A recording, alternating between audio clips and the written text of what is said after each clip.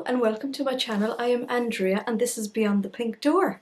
So this is my weekly sewing vlog and I have loads to tell you about this week and I'm surrounded by loads of things to show you.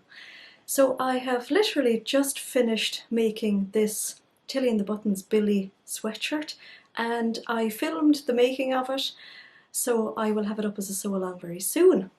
And I really like it. It's just so pretty in this fabric. So it's the sweater dress and I will have all the details of it in the sew along, so the alterations, the size, everything like that. So yeah, watch out for that one coming soon. I will say I've just gone down to show it to Cerys and I asked her about the neckline and she made the observation, and it really sums up how the neck feels. It feels like I've put it on backwards. It's actually really choking and it's standing out at the back, so I'm going to have to do a little alteration to that. I could feel it, but I just thought I would ask her, and that description sums it up exactly. But it's lovely. It's actually so nice. So while I was sewing this, actually, the postman arrived, which was lovely. So I've treated myself to a few things this week. And one thing that I have been dying to get lately are some new labels. So I've almost run out of labels. I saw these on Instagram and I had to get them. So this is for makers. And I got this one that says unique on one side, there's a scissors on the other. And I also got these ones. So these are just gorgeous. I love these. And they didn't take long to come. I think they were posted on Monday. They arrived today and they're just gorgeous. I just love them. So here it is. That's the little label, if it'll just focus. And it's got like a little floral design on the back. So very, very cute. Yeah, I'm really pleased with these. And I will link these into the description box below. I have some other labels ordered as well, so hopefully I will show you them in next week's one. And they came with this lovely little card and with label washing instructions on the back, which I thought was really nice. And tag, this is for makers on your makes. So that was really, really lovely. So delighted. And the other arrival was all of the bits and bobs I ordered for making my pepper nude coat. So I'll pop in a picture just here of the coat. And so I had ordered fur interfacing, wadding, zips, all the sundries basically from Minerva, and they've all arrived today. Now they arrived in 3 different packages, so that was really handy. This, just as a reminder, is the fabric I'm going to use. So it's this plum wool. So I got my zip, which actually matches it really well. It was very difficult to pick a zip, but it matches in reality. It doesn't really look it there. So I have my long zip, I have my pocket zips. I got interfacing. I didn't really know exactly what interfacing, but I'll again link it into the description box below. It is, yeah, okay, I'll do that. I got black and it's iron-on, so we'll have to see how that goes. Then I ordered wadding. So the wadding actually arrived yesterday. It's not very thick, so I think it's just about perfect for what I want to do with the lining. And then the exciting part is I ordered 2 different types of fur just to go around the hood of the coat. And I wasn't quite sure what the colours were going to be like, so I got 2. I got 1 metre of each, even though I don't need 1 metre of each. But I thought if I had 1 metre, I only need to cut a few inches off for the hood, and there'll be lots left then maybe to make a sleeveless jacket or something. So I ordered this grey. I love this. It's just so gorgeous. It's super gorgeous with the fabric, I think, because there's quite a lot of grey in the fabric. So it's really, really nice. I love that. And then I also ordered this one. This I just adore. This is just fabulous. And initially when I took the two out of the packet, I thought this one. And now I'm thinking the grey one. But here they are together. So I think that's fabulous as well. Really, really like it. And this I could just imagine this in a nice, yeah, I have the right way up. This in a nice boxy jacket. Oh, so nice. I think this is gorgeous. So nice and mottled, which I like.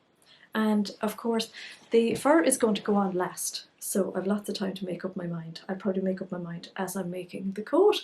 So I'm just so excited to have all of these pieces now to get the rest of the jigsaw together for making the coat. Yeah, so that was super. Can't wait to start into that. I've had no progress with Cerys's coat this week, apart from I managed to get buttons. So the pattern actually calls for 25mm buttons, which I just wasn't able to source anywhere. I had 22mm buttons, but they didn't look big enough, so I ended up getting 29, which is actually quite big, but I think the bigger the better. So we're going to cover these in black velvet, and then they'll be just gorgeous with the red on the coat. I think this is going to be just absolutely fabulous. So the reason I haven't had any progress on the coat this week is I've had an appliance meltdown week. So my iron that I use all the time has just stopped. It's leaking water. I have it about 10 years. It was quite expensive when I bought it, and I've used it for curtain making, wedding dress alterations. It does a vertical steam as well, which is absolutely fabulous when you're making curtains, or if you want to steam a garment. It's been a great workhorse. I've used it for work. I've carried it to people's houses when I've made curtains so that I can vertically steam them. Do you know, basically, it, as they say, it owes me nothing, but it's just been absolutely brilliant. I cleaned it out about a fortnight ago because it was spitting a lot of brown stuff out of it, which I'm expecting with the really limescale-y water we have here. And I've washed it out a few times, and now when I switch it on, it's just not, there's no steam at all coming to the iron. So I feel I've done everything I can. It's an iron where you can't actually put any limescale remover into it because it'll damage it, but I actually have it in the kitchen now at the moment cooling down because I tried it again this morning, and I'm going to whack in some white vinegar. A white vinegar solution to it, because I kind of feel now it's at the point where if I damage it, it doesn't really matter. So it's kind of, I'll try it. So I've been looking at other irons on the internet because I really want to get an iron. I have a pile of ironing to do for myself and Cerys too, and I have my just normal domestic little iron on the ironing board, but I'm not going to do a load of ironing with that. I've just been spoilt with a generator iron for a long time. So yeah, so that's been that. And the other appliance meltdown this week has been my Husqvarna sewing machine. So it's not a massive meltdown. It's been giving trouble recently sewing stretchy fabrics, and I think if you've been following me for a while, you've seen my frustration in trying to sew viscose jersey, and anything kind of slippery just won't sew it. So I have tried all the suggestions that everybody has given me. I have tried all the needles, the stretch, the jersey. I got Microtex needles this week. I've tried the walking foot, nothing. So I rang the guy I bought it off. I've had difficulties trying to get him on the phone over the last couple of months because he's been coming in and out of his shop during different lockdowns and whatever. So I spoke to him a couple of days ago, told him what the problem was, and he suggested that maybe the timing is gone on it. So I had sort of come to that conclusion myself as well. So I boxed it up. And my tip to you is when you buy a sewing machine, always keep the packaging. Now I kept the box, the aero board, the plastic, everything, and I just put it into the box and it went off in the same way as it arrived to me 4 years ago. So I have been holding on to the box, and it was well worth holding on to. So it went off with the courier a few days ago, and I'm waiting to hear back. So it's not that I've got no sewing machine, I've actually taken out my old faff, so there it is, and I sewed this on it today. The reason I actually changed from the faff, because I have to say I really enjoy sewing on this machine. It's a mechanical sewing machine, so there's no computer in it at all. So when you sew, the needle stops whenever you take your foot off the pedal. Basically, there's no needle up down movement. But what I adore about this sewing machine is it was one of the first sewing machines from Pfaff to have the IDT, so it's got a constant walking foot, and I love that. I absolutely love it, and I have to say I really enjoyed sewing this with it today. Yeah, and the reason I changed was basically it's 23 years old. It sews beautifully, but there will come a time where it skips stitches again, and that's nothing to do with the timing or anything. It's just something that happens to it. It's something to do with gears and cogs and things, I don't know. But I had it serviced in February when I had my Husqvarna serviced, and it's been working away beautifully since. It's got dials for the length of stitch, and it doesn't have anything specific for widths of zigzags. And I do find that when I set it up to do a certain stitch, it may change as I sew. So yeah, it's not reliable stitch length or anything, but I love it. I really enjoy sewing with it because it's called the Stretch and Jeans, so it's quite sturdy, and I have never had a feeling that I'm going to break a needle when I come up to a thick seam or anything. And I think that's probably because it's mechanical as well, that when you take your foot off the pedal, the needle stops where it is. So with my Husqvarna, because it's computerized, when it comes up to a thick seam, it'll just refuse or it'll break the needle. There's very little control, if you know what I mean. So I've had great pleasure in sewing on this today. And but it doesn't do a good buttonhole. The buttonhole function is as good as gone on it. It'll sew down maybe one side, but it'll do a very bad reverse up the other side of the buttonhole. So there's no way I'm putting Cerys's beautiful coat to do buttonholes. Now the Husqvarna does amazing buttonholes. It's actually the one thing I really like about the Husqvarna is its buttonholes. It's amazing. So yeah, so we'll have to wait on the prognosis of the Husqvarna. And yeah, so it's been a great week for sewing and happy mail, apart from the iron and the sewing machine, and they're my main two tools here in my sewing room. So I always switch on my sewing machine and switch on my iron, and off we go.